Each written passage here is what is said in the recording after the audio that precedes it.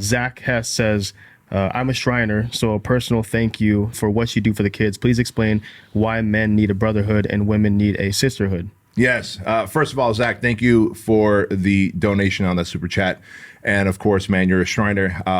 I'm getting goosebumps because when I go to speaking events, word has gotten out now that I support Shriners over 12 years. And there's always someone in a big audience that will bring their Shriners blanket and give it to me, because Shriners gives every child a blanket. So Zach, shout out to you, man. And so why do men need a brotherhood and women need a sisterhood? Simple as this. You go back to prehistoric times when we were cavemen, and you look at the caveman. He goes, man, I am hungry, and my wife and my little baby here need food. I need to kill the saber-toothed tiger. Shoot. I can't kill that giant saber-toothed tiger with just me and my spear. But what I can do is recruit other dudes from my tribe, and we can come up with a plan where the two of you distract the saber-toothed tiger. The other three of you have a giant net ready on a waiting off a tree canopy, and the other four of us are just going to run and spear this fucker. And so it's going to take a tribe of men to take the saber-toothed tiger down so that we could all eat. And then it's going to take a tribe of men fight off the enemy from the other tribe, from the other side of the mountain, when they want to come and take our supplies. Right. And it's always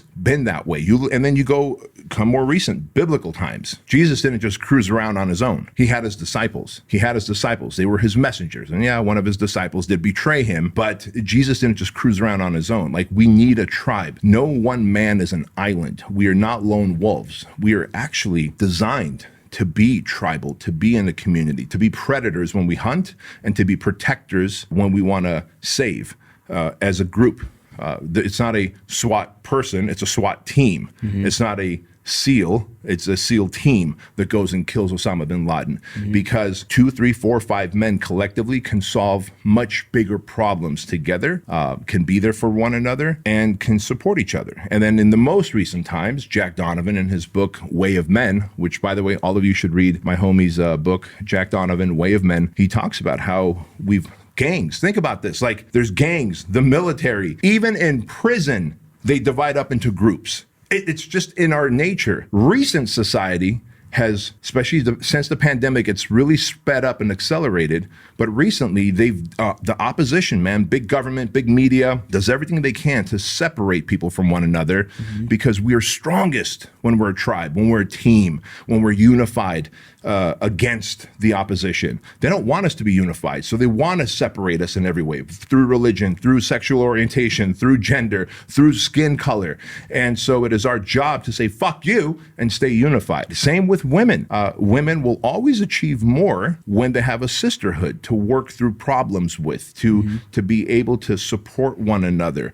It was a tribe of women that help the woman who's having a baby give birth in a safe fashion. You're otherwise screwed on your own. And so without that, man, there's the emotional, mental, physical, and a brotherhood or a sisterhood fulfills that. And without it, we are lone wolves, and we are much more susceptible to mental, emotional disorders, as well as unfortunate things like, checking out. Exactly. So what about the person who is looking for their tribe? They understand everything you're saying. They need to find their group. They feel like they're that lion that is walking around kind of beat up, has scars. He doesn't have his tribe. He got kicked out, or whatever the case is. Or maybe it's a person that wants to level up themselves, and their group is kind of walking around, just kind of sitting, not when you like do anything. Yeah. What about those people? Like, how do they find their tribe or their group of people? Do you try to level up the people you're with currently? Or is it like, hey, you guys got to do it for yourself? It's always best to try and help the people around you level up, right? What do they say? They say the rising tides raise all ships.